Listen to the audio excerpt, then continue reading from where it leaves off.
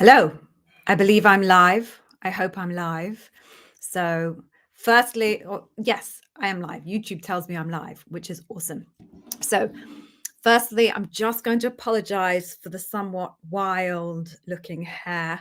I didn't put any product in it today, so it looks like I've stuck my finger in a plug socket. So, I apologize profusely for that. Hopefully, you'll all forgive me.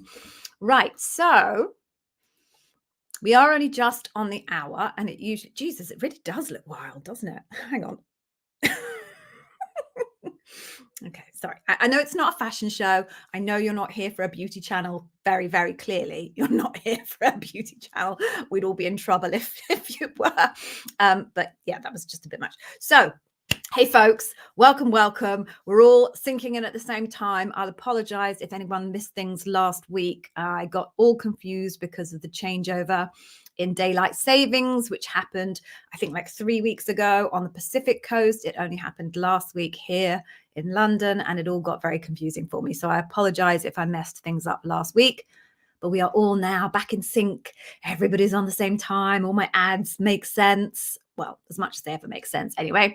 And we're on. So whilst people are still kind of appearing, let me just give you a teeny little intro. I'll give you some house rules about how this is going to work today. And then hopefully we'll have enough people and we can get going. If you already know the modus operandum for these sessions, then please just start banging down your questions. I usually ask for someone to confirm that they can actually hear me, and I realize I've been wittering away here for 2 minutes and 8 seconds without doing that. So could someone just type me a little message just to confirm that you can definitely hear me and what I'm saying, and that this isn't some strange and unusual mime act that you're experiencing? Great. Thank you, Barry. Appreciate that. Okay, so right, little bit of an intro, won't take too long. As you'll notice, I am on my own here today. Yevgeny is gone off on vacation with his wife and beautiful children somewhere very tropical, I believe, and left me here in the English springtime on my own. Not that I was expecting him to invite me on his vacation. That would be a little bit weird, but nonetheless, Yevgeny isn't here, so you are stuck with just me, I'm afraid. To introduce myself, if you do not know, I am Gigi. I am an ex-Amazonian, ex-Amazon bar raiser. I'm a co-founder here at Day One Careers. Day One Careers, we provide people with digital courses and one-on-one coaching to help them ace their Amazon interview. There's also a ton of free content, which obviously you've got hold of because you're here on the YouTube channel. We also have quite an extensive blog on our website, etc., etc.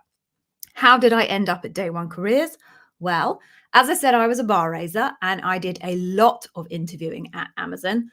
I mean, a lot, easily running 2 or 3 interviews and debriefs a week, which is a lot. And through the course of that, I kind of started to notice some weird things, just weird things that candidates were doing and somewhat baffled me. And sometimes they were consistently weird things. It's kind of one thing for people to do random weird things, but it's quite another for there to be consistent weird stuff happening. So I started to ask candidates kind of, where did you get that kind of insight? What made you think of doing it this way? And a load of them pointed me to YouTube.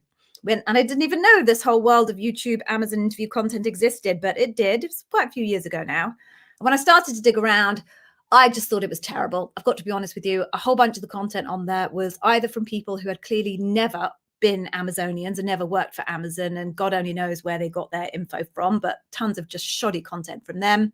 Content from people who had gone through the Amazon interview process themselves. And then suddenly, of course, you're an expert if you've been through a process yourself. So we're providing all sorts of insights that weren't necessarily incorrect for them, but definitely weren't representative of everybody's experience. So I decided I would just set up a YouTube channel and start to offer some real accurate advice for people, because I just couldn't tolerate the idea that people were being misled. After I left Amazon, I decided I would see if I could just turn this into a little bit of a side hustle, bit of an income, launched a little business of my own, the Amazon Interview Wiz Academy, and it took off, which was very, very exciting. I crossed paths with Yevgeny. That's a boring, well, it's not a boring story, but we won't go on. We met, decided we would be better as partners. He was doing something similar himself, and we joined forces to create day one careers. And we have been working together now, I think, for about 2 years. So part of what we offer is this live session that we try to do every single week. The way it works is you can just ask me any question that you have about the Amazon interview process, about your situation, about the leadership principles, anything that you're not quite clear on. You can ask your question. If you're here on YouTube, you can do it in the little panel on the right-hand side. If you're on LinkedIn, and I'm not sure if anyone has arrived from LinkedIn yet. No, it doesn't look like they have. It looks like it's all YouTube. But if you happen to be on LinkedIn, then you can ask comments below the stream on LinkedIn. And if you're on X, I'm sorry, you're on Yevgeny's X, and I don't have access to it. So you're just going to have to look at everybody else's questions or pop onto YouTube. In terms of the actual questions themselves, just ask a couple of favors. I've just realized I've got a screaming headache. How annoying. Okay, hang on a second. Sorry. Slurp, slurp. Must be because my children and my husband have just arrived back from a trip away, and suddenly I have a screaming headache. All of that peace and quiet that I was enjoying is now gone. So asking your questions, please don't ask me anything generic. Don't just say, hi, Gigi, I've got an interview tomorrow at Amazon. Can you give me any tips? Because I could give you 20 hours worth of tips, and that's why I built the YouTube channel. So if it's a generic, please help me. Please just start out with the YouTube channel. On the flip side of things, if you have a very, very specific question about your technical side of your interview, if you're a solutions designer or UX designer or a product manager or a network engineer or one of the other multitudes of job families, if you have a specific question about the functional aspect of that interview, I'm afraid I can't help you. There are about, I think, over 10,000 different job families in Amazon, and no one person can be a functional expert in all of those. Sadly, I'm sure I could make a lot more money if I was a functional expert in 10,000 different roles, but sadly not. So if you do have a specific functional question, I'm afraid I'm not going to be able to answer that for you. But anything in between the enormously generic and the enormously specific, I can have a go at. So please do start banging down your questions here on the right, and I will work my way through them. If you have a particularly long question, just mark it as a multi-path one. So 1 of 2, 2 of 2, that type of thing. Right, so why don't we just get going? Please do start writing down your questions. I'm just going to go to the top and say hi to people just to give everyone a little bit of time to write down your questions. I'll keep going up to an hour, but for as long as you all have questions to keep me going. So, right, so we have Drifter 13. Oh, I'm glad you're looking forward to it. And please, yes, bang down your questions, Drifter 13. That is why I'm here. Well, Maria's here from Berlin. I have to get to Berlin one day. I've been talking about going to Berlin for years and years. I hear it's just the most amazing city. So I'm very jealous, Maria. I wish I was in Berlin. Okay. Oh, you've got next Monday, you've got your interviews. Okay, so you've got a full week to go, Maria. So still plenty of time to get your prep done and pinned down. Fingers crossed for you. We've got Barry O'Brien Golf. Barry O'Brien. Are you Irish, Barry O'Brien? You don't have to answer that if you don't want to. It's a very common Irish name. Okay, we've got, Alistan. Have I got that right? Apologies if I have just butchered your name. Please apologize to your parents for me. Josh, and Will Knight. God, that's a very showbiz name, Will Knight. Are you in show business? Or I suppose you wouldn't be here looking for a job at Amazon if you're in showbiz, but it's a very showbiz name, Will. I think if Amazon doesn't work out for you, then you should aim for showbiz. Okay, we've got Venvis 2001, Shashinda, hello. Great, and BR Webb, hello. Okay. Oh, so I think we've got a question here from Josh. Sorry, my nose is running as well, sorry. I try not to sniff. Let's get this up here. Okay, Josh. So most likely I will get to the loop interview soon. Fingers crossed for you, Josh. We all hope you do. You had a full loop in October 22. Gosh, seems like a lifetime ago that, doesn't it? October 22. There was a hiring freeze and layoffs. Yes, there was. It's very, very, very sad, especially for me. Oh, I'm sure actually no, for lots of people. I shouldn't be selfish. For lots of people, that was a very tough time. Is it okay to use the same examples in the loop interview now? Yeah, Josh. No one's going to read those that you used back then. No one's going to even think twice about the content of those interviews. So, yeah, absolutely. Roll it all out again, Josh. Give it a polish off. And if you weren't back then in touch with our channel, look through all of this content and see whether you can optimize anything that you have done from back in 2022 using the insights that I offer you. But yes, absolutely. Roll it all out again, Josh. That work was not wasted. This is a good question. Okay, so BR Web, when was the hiring freeze lifted? Right. So I don't think Amazon ever officially said we are lifting our hiring freeze. From Yevgeny and my perspective, we obviously saw the impact of the hiring freeze. Traffic on the website completely tanked, the business completely tanked, but there were always a few little bits coming through. Even when they announced the hiring freeze, there was never a 100% hiring freeze because we certainly had clients dripping through our business consistently, albeit at a 10% of the original volume level, if that, even in November 2022 when they actually announced the hiring freeze. So I don't think they've ever actually officially announced an unfreezing, although I'm sure they would have done that internally. But we've certainly seen that enormous cliff edge that we saw in November 22 slowly recover in the intervening, year and a half. I would say personally, it's probably started to ramp up on a slightly more steep incline since January.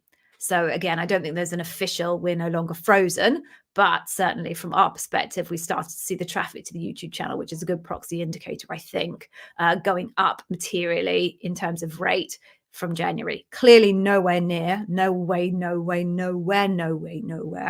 where it was, sadly, back in kind of July through to October 2022, but certainly seeing far more recovery than we did for the whole of 2023. Hope that makes sense, BR Web. Right. Yeah. Yeah, so that Josh, sorry, this is Josh is just following on from my point earlier. So the group is different, but it seems that they have access to your previous interviews. Yes, they do. The hiring manager and the bar raiser will have access to that previous data. No one else on the panel will have access to that previous data. I'm surprised that the hiring manager looked that far back. Quite a diligent hiring manager. I certainly, back in the day when I was working inside Amazon, was paying attention to loops that people had had.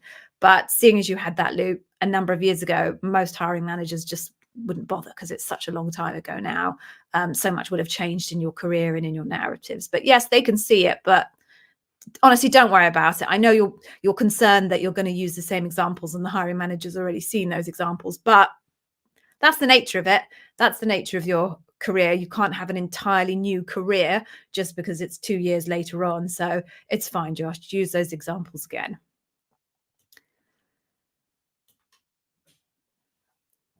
Oh, okay. Hey, Maria. So you come from a military background. How could you organize an answer related to customer obsession? Okay, great question, Maria. Lucky for you, I did quite a lot of military pathways hiring, which, by the way, I absolutely loved. Totally love listening to the stories of military candidates. They're so different from what you hear on an everyday basis. I think I met some guy that was in the Turkish SAS. I met some other guy who was an engineer on the missile unit on some kind of carrier somewhere. Such fun. I mean, not the fun, but really interesting stories. So, you're in a good place to at least entertain your interviewer, Maria. In terms of customer obsession, so you just really need to think about customer as an individual who is reliant on your outputs in order to do their job. So anybody that is downstream relying on you and your team and what you output in order to take as an input so that they can do their job is effectively a customer of yours. So I'm not quite, obviously, I have no idea what branch you are in the military, but I know I was talking to a gentleman the other day who was the head of the mechanics team on a for a nuclear power driven carrier. I think I've got that right. And when he thinks about his customers, clearly his customers are the captain of the ship or whoever it is sailing this tub, because they're reliant on him to keep the engines going. So anyone who is dependent on your output gets to be your customer. So if you are a master at arms and you are managing all of the armory or whatever it is, your customers are obviously the individual units who are going to be using the armory. I'm getting so dug into this whole, hopefully you know what I mean, Maria. I hope that makes sense and you can just apply it to yours. Clearly, everyone, I have never been in the forces, with the exception of being in the Army Cadet Force when I was like, I don't know, 15, which was clearly a million years ago before the dinosaurs were killed out. But yeah, so moving on before I embarrass myself any further. Let's be clear, I'll probably embarrass myself again later on, but hey, let's just pretend I don't know that's going to happen. Okay.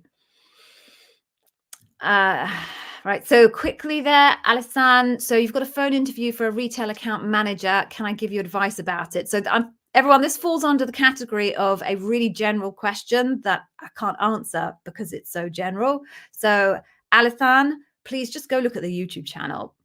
All of the content on the YouTube channel, maybe with the exception of a couple of videos that are dedicated to software development engineers and software development managers, all of that content is going to be relevant to you. So go check out the YouTube channel. If you have a much more specific question about the interview process or the leadership principles, blah, blah, blah, please ask that question. But I can't give you over this kind of model general advice. That's what the YouTube channel is for. So please go head over there.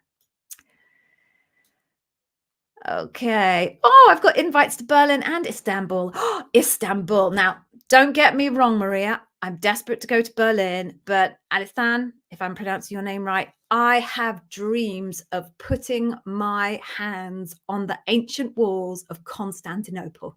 I am desperate to do that. I've Google Mapped it. I can see where the ancient walls still exist. I am desperate to get to Istanbul. So it is actually part of my retirement plan, which isn't for a little while, but I will be there. So exciting. Right. Okay.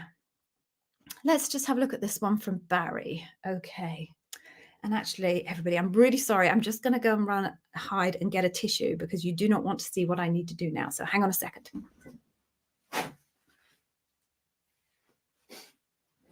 There we go. Very embarrassing. What do professionals on TV do when they need to blow their nose? Must be awful for them. Anyway, Barry, you love golf. I can see from your little profile picture there, you're a golf person. Okay, you're answering all your questions in star. Where I struggle is when the interviewer wants to do follow-up questions, determining if they want a quick answer or another star answer. Oh, yes, you are Irish. Sláinte. My husband's Irish. He's just got back today from seeing his man da in Dublin. Right. But you really don't. I think in 99.99 reoccurring instances, your interviewer isn't looking for another star story. They're looking for an answer to their specific question. So just listen to the question and answer the question. Generally, it's probably going to be quite a short answer because they're looking for clarification, or maybe they're looking for a little bit of expansion on a particular point that you made. So I would actually, unless your interviewer literally says to you, can you give me a different example, which is a very strong cue that you're being asked to start all over again, assume that the answer you need to give doesn't need to be in a star format and just literally answer the question that you've been asked. I hope that helps. Okay, let's do this. Jalak, hello, welcome. So, which are the most important leadership principles which should be demonstrated during interviews? That's a good question. There is none, because each different role and each different hiring manager have different priority leadership principles for the role that they're hiring for. Now, we can all be pretty confident that customer obsession is going to be a critical leadership principle, no matter what role you're applying for, because that's fundamentally at the heart of Amazon and Amazon's genesis. But there's no single list that I could give you that I could say these are the most important ones, because even if they do feature as important leadership principles across the majority of roles, it doesn't mean to say that they're the most important leadership principles for that role. So 10 different roles might be tested on deliver results, but if you're in sales, deliver results is going to possibly be much, much, much more critical than maybe if you are in, I'm going to try and come up with something here, legal counsel. So as much as I would love to just be able to publish for everyone, these are the most important ones that everyone has to do amazingly on, it would be a lie. There are common ones that feature very, very regularly, obviously, and they're obvious, right? Customer obsession, dive deep, deliver results, earn trust. These are very common, important leadership principles, but I can't outright say that those are the most critical ones that you have to make sure you nail, because it might be that you have a job where, let's say, frugality is an incredibly important leadership principle. And it's not incredibly important on a lot of job roles, but it is very important on some. And if I wasn't to mention it, then I'd be wrong for the minority. And if I was to mention it, I'd be wrong for the majority. So what you need to do is, firstly, ask your recruiter. They're the best source of information when it comes to the role that you are interviewing for. So I say, ask your recruiter for what they believe are the most important leadership principles for the role that you're interviewing for. And if they say they can't tell you, which is about 50-50 odds, I would say what you need to do is go through your job description, go through it line by line by line by line. And if you really, really understand the leadership principles, you will be able to see language in the job description that clearly is indicative of certain leadership principles. Write down every time you see language indicative of a leadership principle, stack rank them. And when you have stack ranked them, sort them in descending order. The ones at the top are the most important, or at least from your analysis, are the most important, and the ones at the bottom are the least important. I have 2 videos on the YouTube channel that show you me doing that exercise, so feel free to go and check that out. Or if you would like some help doing that, then I do offer a service where I will do that for you. I hope that helps. Oh, yes. Good question. Good question, Barry. Is it okay to clarify with the interviewer which principle they're asking on in real time? All right. So there's no rule that says you can't do that, but I personally strongly advise against it. I strongly advise it against it because in my experience where candidates have asked me and I have advised them what leadership principle I was focused on, I'd say 7 out of 10 times what would happen is the candidate would then completely forget the question that I just asked them and simply default to their pre-prepared story that they have for that leadership principle. There is nothing worse, and there's nothing that's a faster red flag than being the candidate that doesn't actually answer the question that you're asked. Because if you don't answer the question that you are asked, you demonstrate that you are a person who does not listen. And no hiring manager wants to hire someone who is not going to listen to the instructions or the direction that they're given. So yes, you can. I don't personally think it's a very good idea. There are interviewers that volunteer that information. I don't think it's a huge number of them, but certainly I have heard it happen, who tell you. If that happens, again, my strong warning is, even if someone's told you what the leadership principle is, do not simply default to the pre-built answer that you have set aside for that leadership principle. Still think about the question that you've been asked and answer the question. Okay, I hope that helps. God, I'm going to have to take some painkillers. My head is pounding. I do not understand this, Sammy. So I'm putting it up here and then hopefully you can clarify for me. Could I please give tips on answering the question, can we meet you? I mean, surely that's a yes or a no answer. I don't I don't even understand the context in which anyone would ask the question, "Can we meet you?" So I think we all need some context here, Sammy, because I'm wondering is everyone else as baffled as I am? So could you a little bit further down, Sammy, give me some context. Why is anyone asking you, "Can we meet you?" And why would you need to answer it? Because surely it's just a yes or a no, depending on your feelings on the matter. A little baffled. Please let me know. I'm curious now. Okay.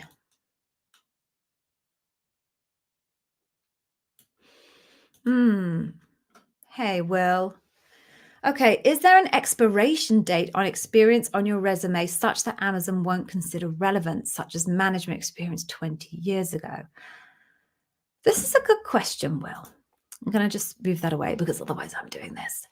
Um, There are no firm rules. There's no specific training that I'm aware of. There certainly wasn't when I left, and I have not been briefed on any being created, specifically guiding managers around how to review a resume and what to consider as relevant or irrelevant data. That's much more left in the hands of management, in the faith that you kind of know how to read a resume and know what you're looking for. So there's no rule, Will. um, so in the absence of a rule, I'll give you my opinion, but bear in mind, it is my opinion. Yevgeny might have a different opinion. Someone else that you might speak to, regardless if they're Amazon or not Amazon, will have a different opinion. So if I was looking to hire someone in a management role and they had not done management for 20 years, I would not be jumping over the fence quickly to grab them and bring them in for interview. Because if you haven't done management for 20 years, and I know that there are other candidates who will have current management experience, I'm unlikely to bring you in for interview if management is an important aspect of the role that I'm looking for. If you're applying for a management role and you haven't done management for 5 years, my personal view is that would, I'd still be thinking that's a while, but it's not an enormous difference. I would be more inclined to bring you into hire. So things like management, it's a muscle. Things change, practices change, management kind of best practices change. And if someone hadn't done it for 20 years and I was going to trust them with my team tomorrow, I wouldn't be convinced. Now, again, that's my personal opinion, and that's specific on your point about management. If there's a skill set that is different to management, that weathers the test of time better than something like management.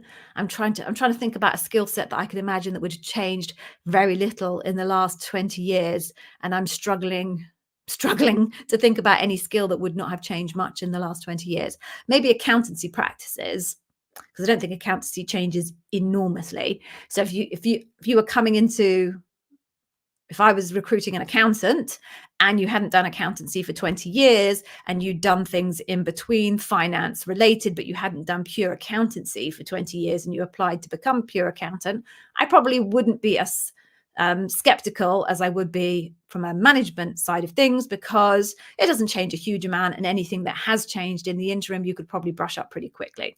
So I know that's a very long answer to a relatively short question, but I was hoping to illustrate to you that actually it's a very nuanced, multifaceted, specific context that you're asking me that would vary enormously based on the individual who's reviewing the resume and also the context of the gap that you're describing.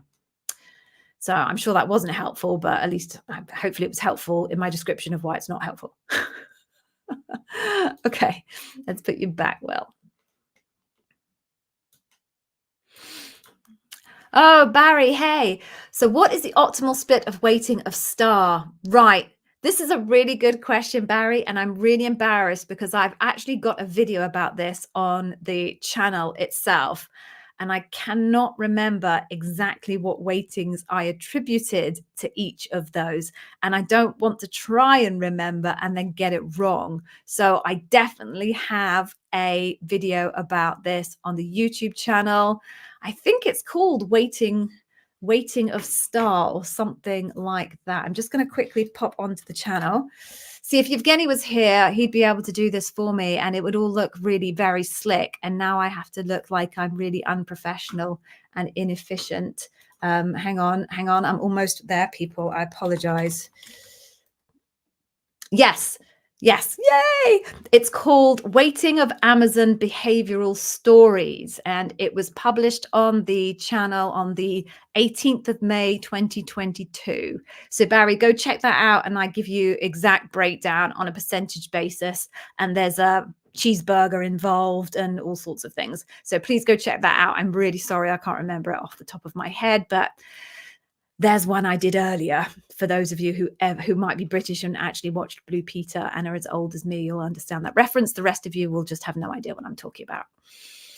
Okay.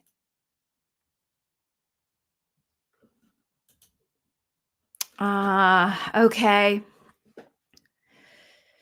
Is this Tiziana? I'm going to go for Tiziana, although if the Z is articulated in a different way and I've got it horribly wrong, I'm so sorry. Okay. How can you ask in a fair way the amount of hours the position requires? I have a baby and I'm afraid the position requires too many hours, like working in the evening. Okay. So my recommendation for situations where you have questions, and not just this type of question, but any other question that you feel is slightly sensitive and you're a little concerned about asking it through the process, don't ask it through the process. Make your way through the entire process, because it's not a problem until someone's actually made you an offer. It's not really something you need to worry about until you're having to decide whether you want to take the job or not. So my suggestion would be, do not ask it now. Make it the whole way through the interview process. Then if they make you an offer, what I would suggest you do is ask to speak to a couple of members of the team. So I call this reverse interviewing. Before you accept the offer, ask to speak to a couple of members of the team, some of your peers. And then I would suggest you just ask those people directly, what are your working hours like? Can you describe to me on average how many hours you're going to work a week?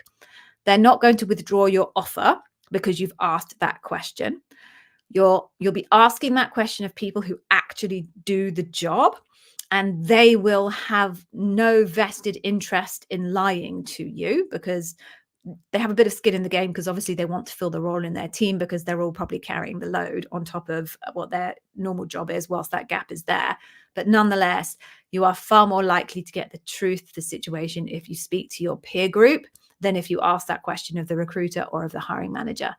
But it's not a problem until someone offers you the job. So don't ask it. Go through the whole interview process. Once you've got the offer in hand, then ask if you can speak to some people in the team and ask them politely but directly. You don't need to tell them why. I have a baby, blah, blah. They don't need to know that. That's your business. But ask them, just clear out, on average, how many hours do you think you work a week? And then you've got to decide whether that works for you or not. Have a couple of, meet a few different people. Don't just ask one person, meet a few different people. And then you can triangulate those data points and come to some kind of an average or a view of what you believe to be the most likely scenario that you'd be facing if you walked into that job. I hope that helps. Okay. Hey, Drifter13. So you applied to Amazon, but you also included your cover letter below the CV in the same PDF. How big a mistake is it? Is it KO mistake? No, Drifter. The only thing that will happen is no one's going to read it. It's as simple as that. Amazon's not interested in cover letters. They publish it very explicitly that they're not interested in cover letters. But just because you sent a cover letter, it doesn't mean they're going to disqualify you. Okay, it's not ideal that you're not paying attention in terms of the application process, but it's definitely not a disqualifier. So don't worry about it at all. Don't lose any sleep over it. All that'll happen is nobody will read it. So what? So don't worry about it. I hope that wasn't causing you any lost sleep, because it did not need to. Okay, so folks, we are now at 34 minutes past. So we're going to take a little bit of a moment here because I have a favor to ask you all. Now, as I'm sure you realize, we put a lot of effort into this YouTube channel. I don't know how many videos there are now on the channel, and I've started to make shorts now as well. I don't know if anyone's seen my shorts, but if you have, let me know. I'm quite proud of them, but I don't know if anyone likes them really because the volume is relatively small because the channel's volume is small at the moment. So if you have seen them, I'd love to know what you think of them. So in return, I do have a favor to ask, and that is that whenever you watch a piece of content on the Day One Careers YouTube channel, please do give it a thumbs up or a like. And we got fireworks. Oh, it's supposed to do a little thumbs up. There we go. I wasn't expecting the fireworks, folks. Although, hey, who's ever going to complain about fireworks apart from people with dogs? But that's another story. What was I saying? Right. We need some engagement signals. So if you watch a piece of content, give it a thumbs up, put a comment underneath. Hi, Gigi. Thanks, Gigi. Hey, Evgeny, Gigi, whatever it is. The YouTube channel takes that as a positive piece of engagement. So it basically tells the YouTube channel that this piece is a good piece of content that people like, and we're serving it to the right type of person. And it will lift the where that content appears from an algorithmic point of view. So it'll lift our content higher up to the top, and all the other rubbish trash content that I told you I spotted years ago and still exists on YouTube, because nothing ever seems to die on YouTube, further down. That means next time you come, you're going to get served good content. And it also means that anybody else who's going through the same journey as you is also going to get served the good content. So in that spirit, I'm going to ask you in the next couple of seconds if you could just give this video itself a little bit of a like. And whilst you do that, I have a little bit of entertainment for you, just for 14 seconds to keep you occupied whilst you click that like button. So please go ahead and like the stream. Like the stream. Like the stream. Like the stream. There we go. I think I still have the same number of people as I did when I clicked that button to go. I often lose people at that point because they clearly believe I'm completely unhinged, which I probably am, to be fair. But hopefully you like that little video, and please do like the stream. Okay, so heading back up, we have someone with a very long name, which I'm not even going to attempt to pronounce because I would offend you beyond belief. So, hello. I know when I'm beat. When it comes to names, I really know when I'm beat. Is the AWS interview process different or the same? It's the same. It's the same principle. It's worth bearing in mind that although there are a lot of very common elements in the Amazon interview process, there's also a lot of variation and deviation. So as an example, not everybody goes to the same number of rounds. Some people go straight from an online assessment all the way to loop. Other people do an online assessment, a phone screen 1, a phone screen 2, and then on to loop. Other people do an online assessment and a phone screen 1, and then on to loop. In some people's cases, their phone screen 1 is purely functional with some introductory questions. Other people, their phone screen 1 is purely behavioral with introductory questions. Other people, their phone screen 1 is introductory questions, functional and behavioral. There's a lot of empowerment that individual managers have over exactly how they structure their interview process and the specific themes covered within each individual interview. So broadly speaking, every single interview inside Amazon is exactly the same, whether it's AWS, whether it's Ring, whether it's Audible, whether it's MGM Studios, whether it's Amazon Retail, Amazon Air, I can go on forever, is broadly the same. So the advice that we offer is applicable to absolutely everybody who interviews Amazon, because the advice that we give, to my point at the beginning, does not touch on the specific functional nature of anybody's interview process. We give advice that covers the general truisms about interviewing at Amazon and the leadership principles. Okay. Oh, my head is pounding. Okay.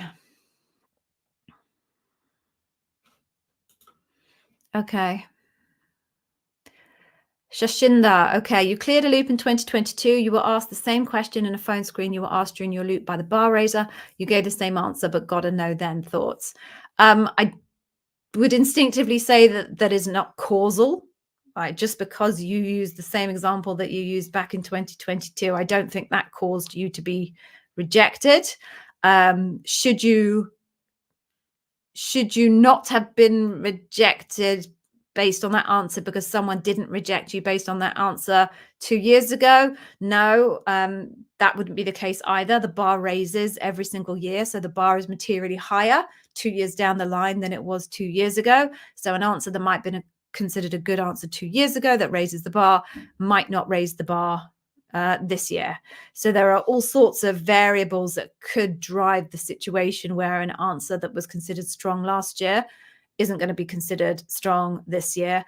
I don't have any specific thoughts or guidance on it because the variables are just so exponential, and I just don't have any insight into what those variables were in your particular case.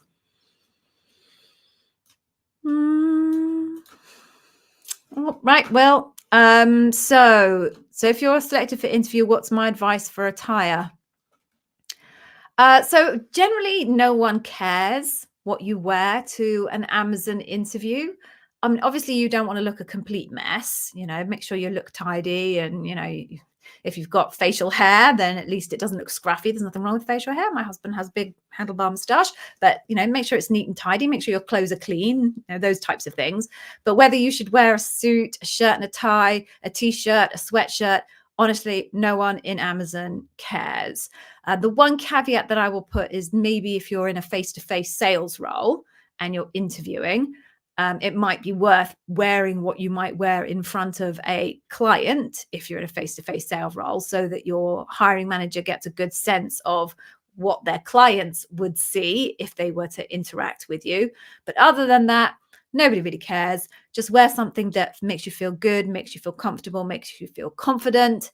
And that's the last you should really think about that issue. Okay.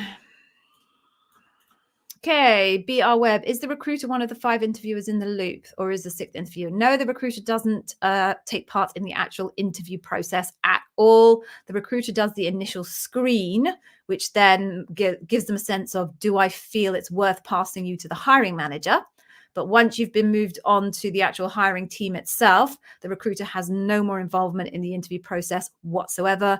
The reason being, they have skin in the game. They're obviously rewarded on successful hires. So they would be an enormous bias in the process if you actually allowed them to take part in the actual interview and decision-making process. So as I say, they're a screener to take a view of whether they think it's worth handing you on to the actual team. But once you're handed on to the team, they have no more involvement in the actual interviewing. They'll hold your hand through the process and they'll get feedback and all of those types of things, but they accept output. They do not give input. Okay, moving on then.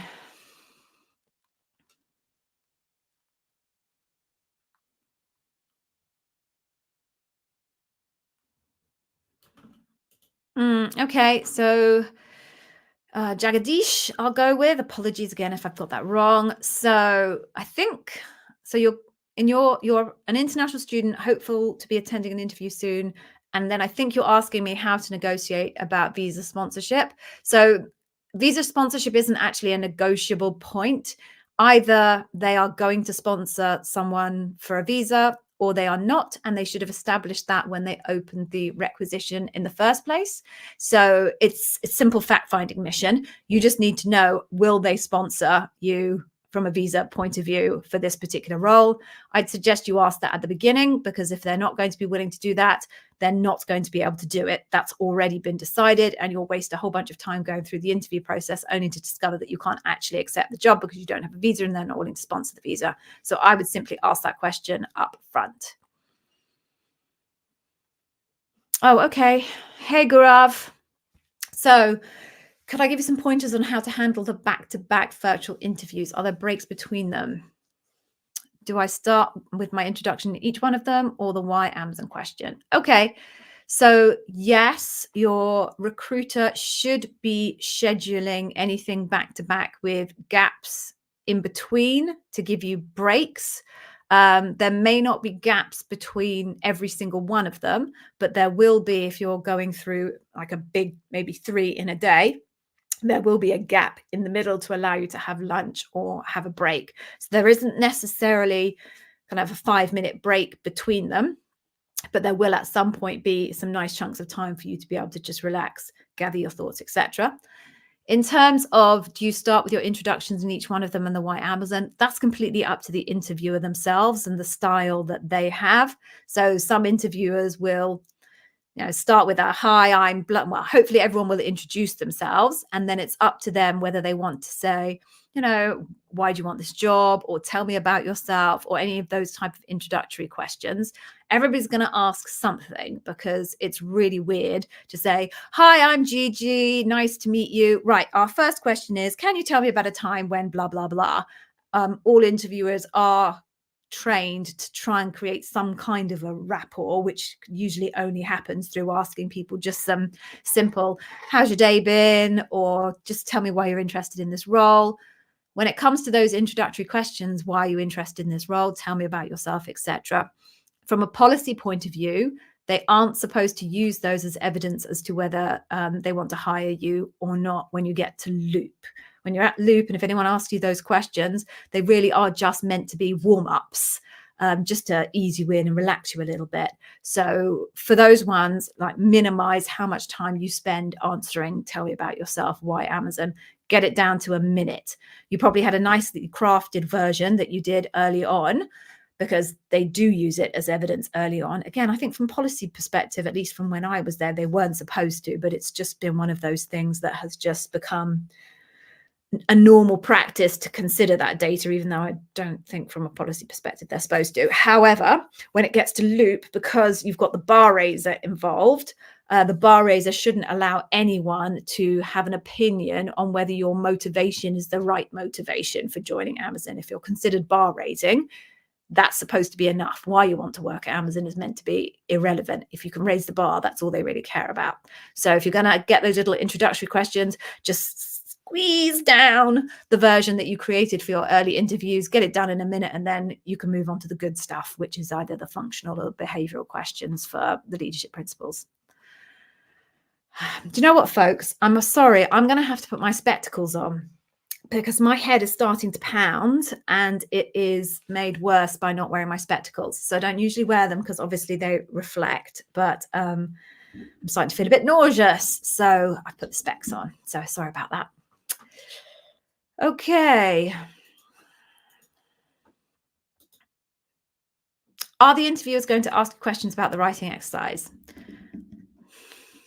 I would say the odds of someone asking you specifically about the writing exercise are about 9 to 1, 8 to 2, something along those lines. It doesn't happen very often. So maybe 10% of cases, 20% of cases, people are asked about their writing sample, but it very, very rarely happens. Recruiters quite often tell people it's going to happen, but more often than not, it doesn't. I literally had a candidate in the community that we have, our Heartbeat community, a couple of weeks ago tell me that they'd been told that someone was going to review their writing sample.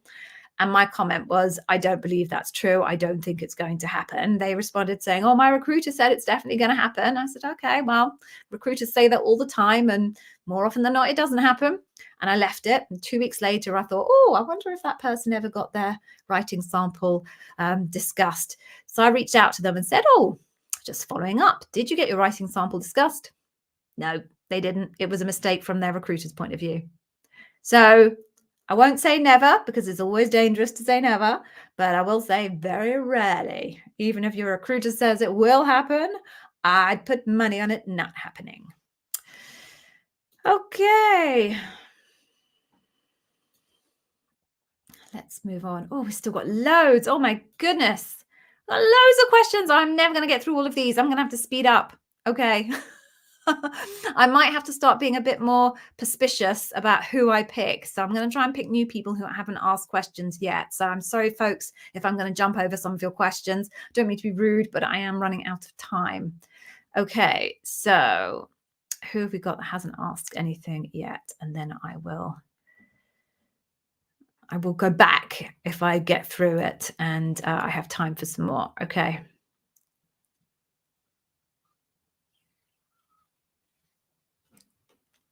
Okay, Divya.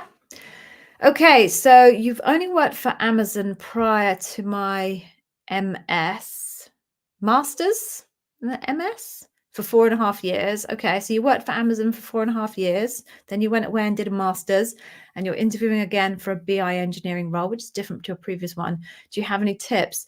I guess I would use your Amazon examples as much as you possibly can. Speak Amazon. You know Amazon, you know what they think, you know how they think.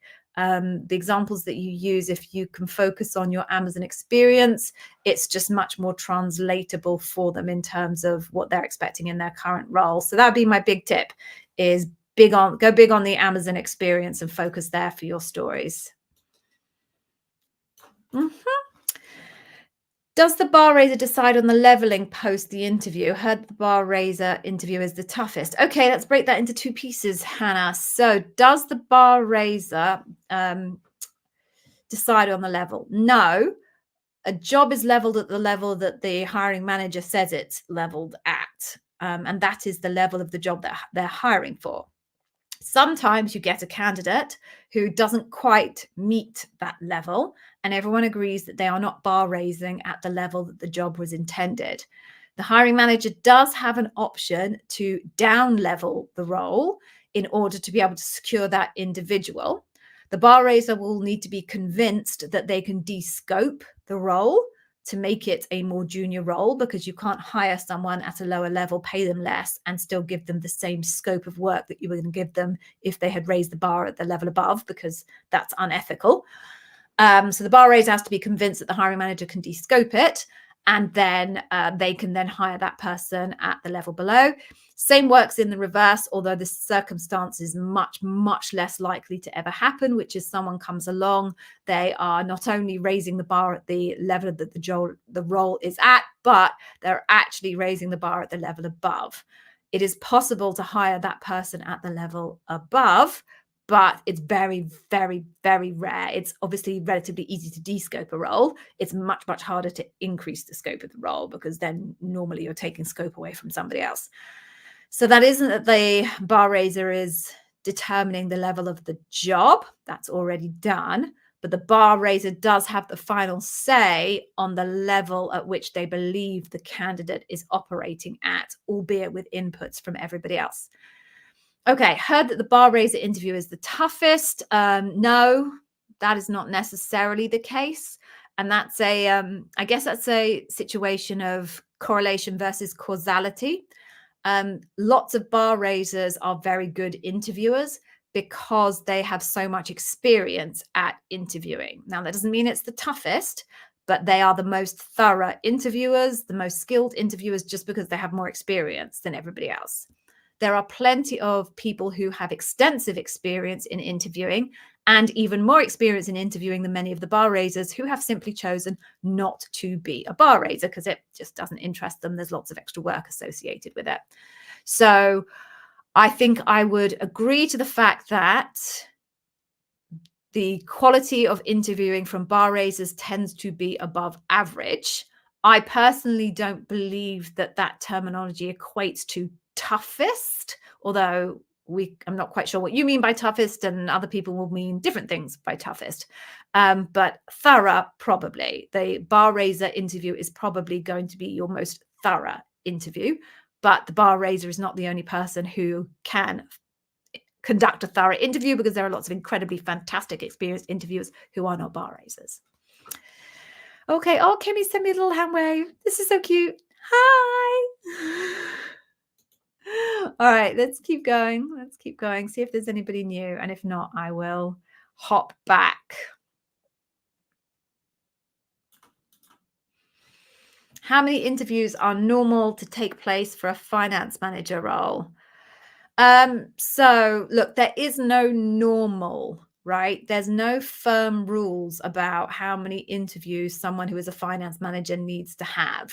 So teams and managers will draw their own conclusions. My guess, and it is a guess, is given you're talking about a finance manager role, which would be an L5 role, which is a relatively low stakes role when you think about hiring. If you're going to hire someone at an SVP level, you better be damn sure they're the right person. And therefore, you're going to put them through a lot more rounds of interviewing than you might if you're hiring an L4, who's obviously in a much more junior position with a lot less responsibility. So based on it being an L5, I would say you probably end up with one phone, probably online assessment, recruiter screen, one early round phone screen, whatever it is you want to call it, and then through to loop. And then at loop, I would expect you to probably have 5 interviewers in your loop. That's just based on my experience. It's not a firm, hard rule. Okay, moving on then. Miriam, oh, what a cute profile picture. I love it. And you're wearing some good glasses too. Love a good pair of specs. And I'm still looking like the wild woman of Borneo here. Anyway, at what point in the recruitment process is it good to provide a referral? Do you mean a reference or a referral? So let me just be clear here, Miriam. So a referral is when someone inside Amazon recommends you for a role. If that's what you're talking about, that needs to be done at the point of application. If you've applied for the role already, it's too late to get a referral. So if you're talking about a referral, then your referrer has to submit your application for you. If you're asking about a reference where someone you've worked with in the past can be contactable by Amazon to get some thoughts and feedback on their experience of working with you, they will ask you for that when you already have received an offer. So they don't look for references until they're sure that they want to hire you.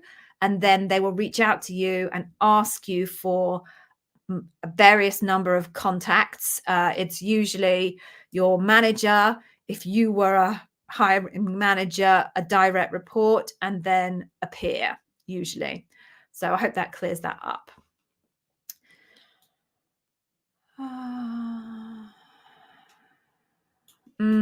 Yeah. Hey, Danny. Oh, I think I recognize the little picture there, Danny. I think you've been here before. So you did your loop last week and you got a rejection. I'm sorry, Danny. I'm sorry to hear that. With no info on cooldown, should you expect a specific email from my recruiter with that information?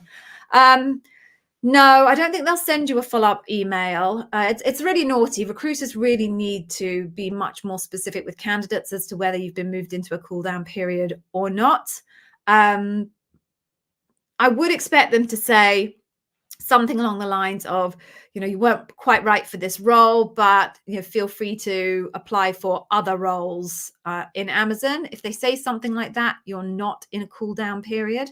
If they haven't mentioned anything about either applying to other roles or you ask, do not apply again for another 12 months, I would suggest you reach back out to them and ask them for the specifics and ask them, are you in a cool down period?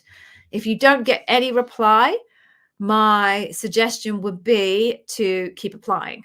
And if you keep applying and you keep getting rejected immediately without any consideration whatsoever, you can probably be confident that you are in a cool down period and just they didn't tell you and they should have told you, in which case that cool down period is now going to be 12 months. This is now a uniform policy across the whole of Amazon that when people move into cool down periods, it is a strict 12-month period.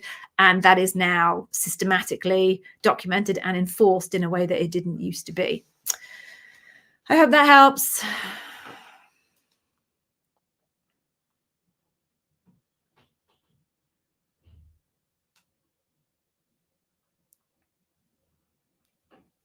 Oh, a meet code. I think I just covered off your question about up leveling, so I won't go through that one specifically.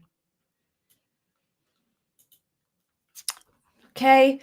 Aditi, does a phone screen reject or hinder another application for a similar role? Is there a cooldown period? No and no. is the simple answer to that. No, it's so high up the funnel. The number of people that actually get turned down at phone screen level is absolutely enormous.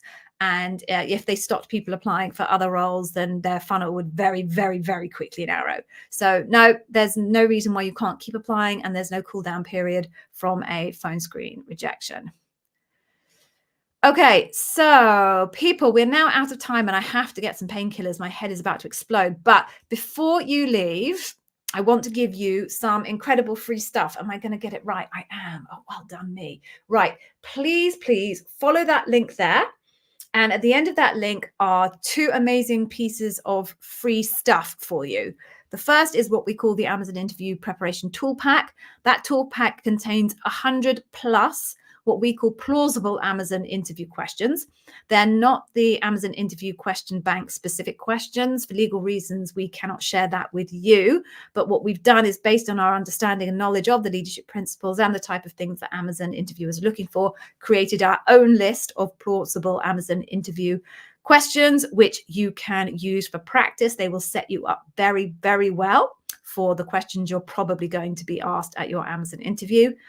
The other thing it gives you is a little taster course of our digital content. We do a deep dive into the customer obsession leadership principle. We explain to you the different facets of the customer obsession leadership principle. Facets is a concept that we at Day One Careers have created. It's not an Amazon concept, but basically what we've done is deconstructed the leadership principles, all of them, into these concepts of facets. Leadership principles have somewhere between 2 and 4 facets, depending on which leadership principle.